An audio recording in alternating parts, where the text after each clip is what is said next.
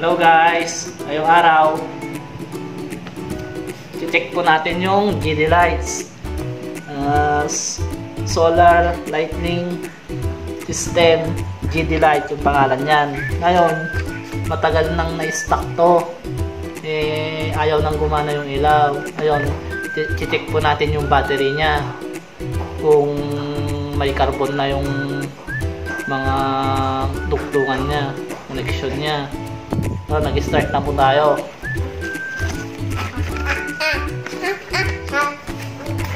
Ito po yung solar panel.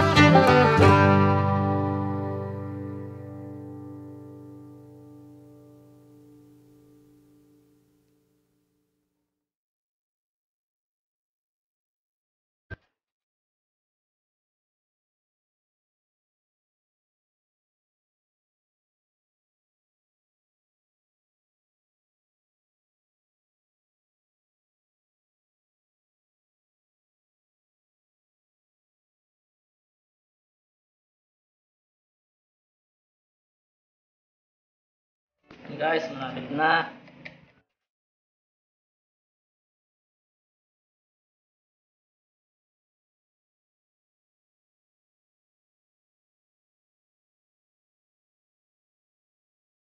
Guys, buksan na natin. Ayun, akalasin natin yung battery niya. Check natin. May mga nakaipit na goma para hindi siya galaw-galaw sa loob.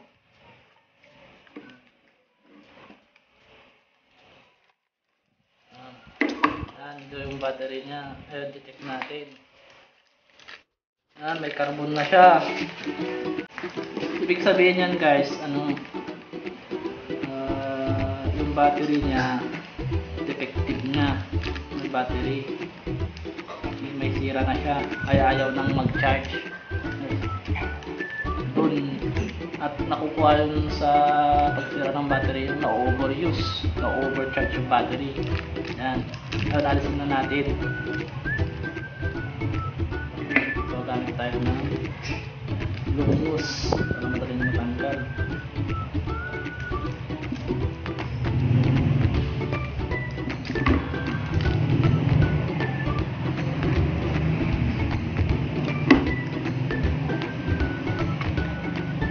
Guys, carbon na siya, isang connection niya.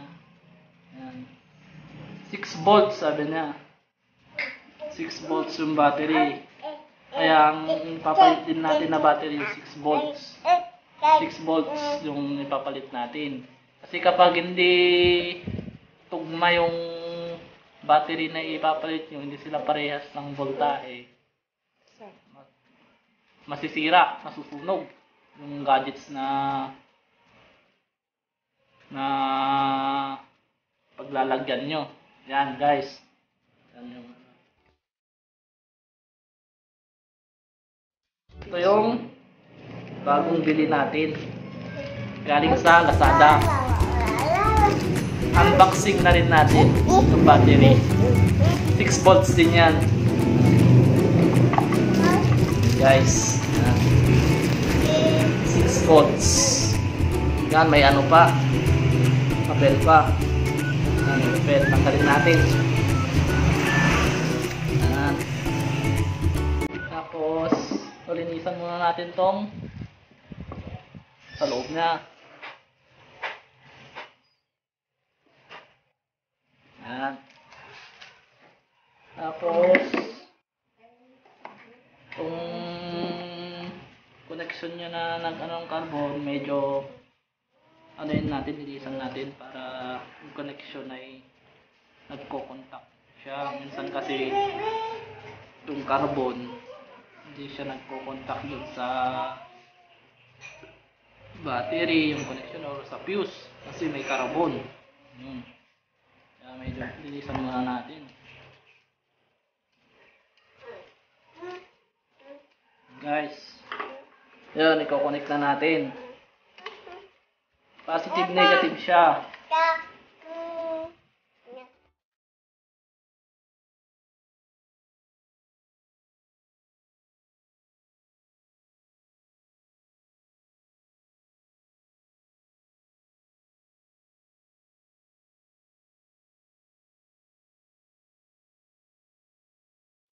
Yung gray na wire natin sa red.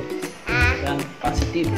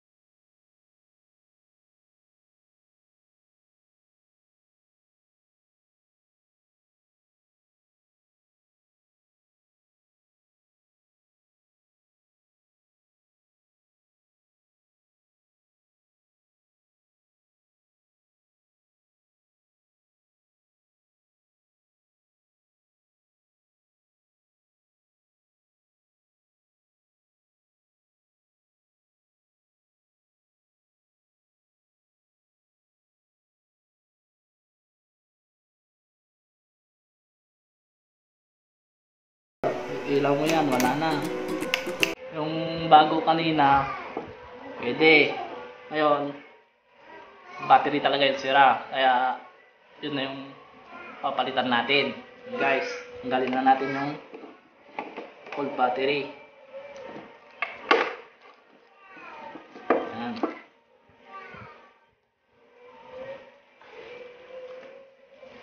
Ay.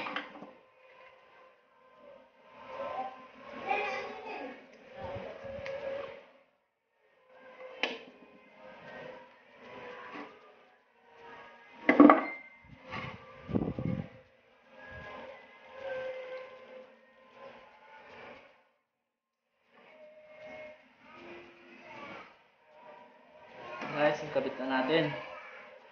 Ngayon, lagyan na natin dito. Ayusin natin. Guys.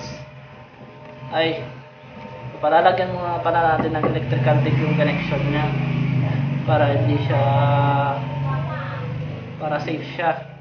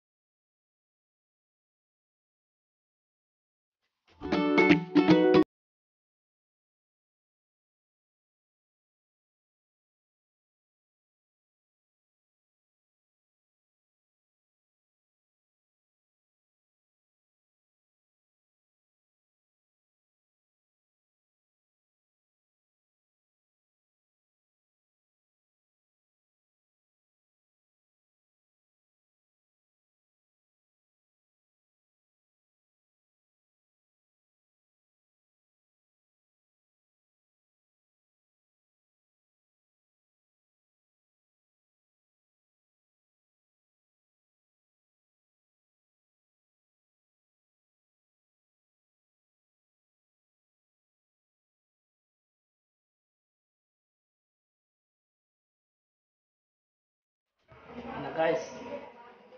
Papunta natin sa ano.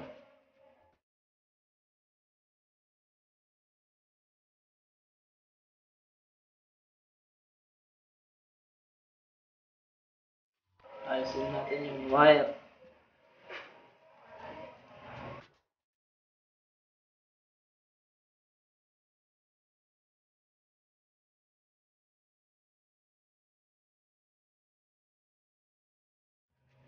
Ayusin natin yung wire para hindi siya magulo.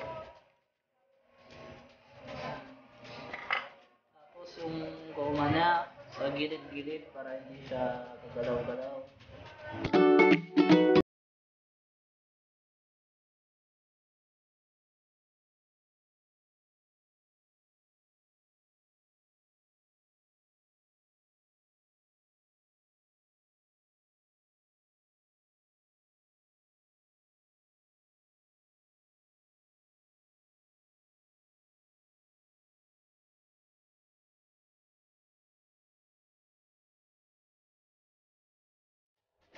Yan, okay na. Ngayon, nalagyan na natin yung takip.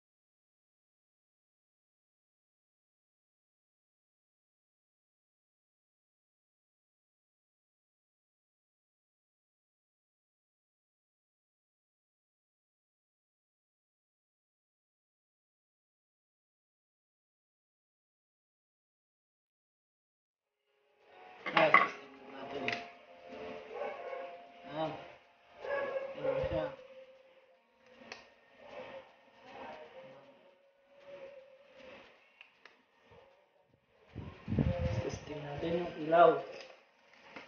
Mga ilaw. Guys, i-testing natin yung mga ilaw niya. Isa.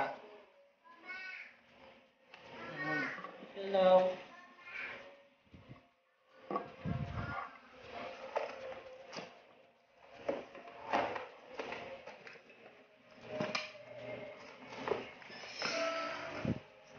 Ilaw.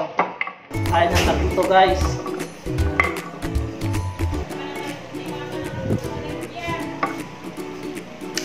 Ayan. Isa pa.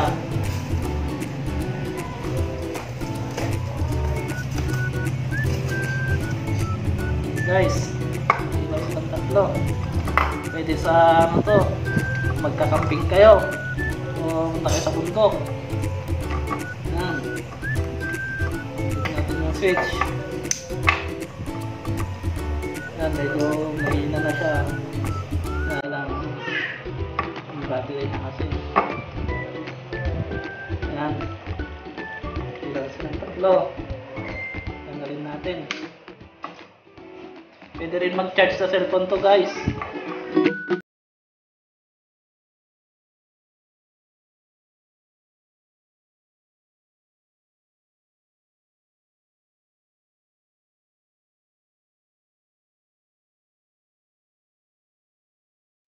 Ayan, tatlo. Okay siya. Full charge pa siya. Meron pa yung ilaw na ito. Direkta siya, wala nang switch.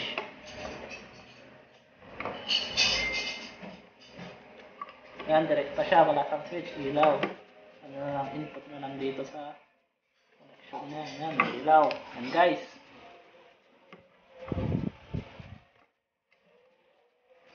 Tapos, pwede ito, sa charger. Pwede kayo mag-charge dyan sa cellphone nyo. Ayan guys, maraming salamat.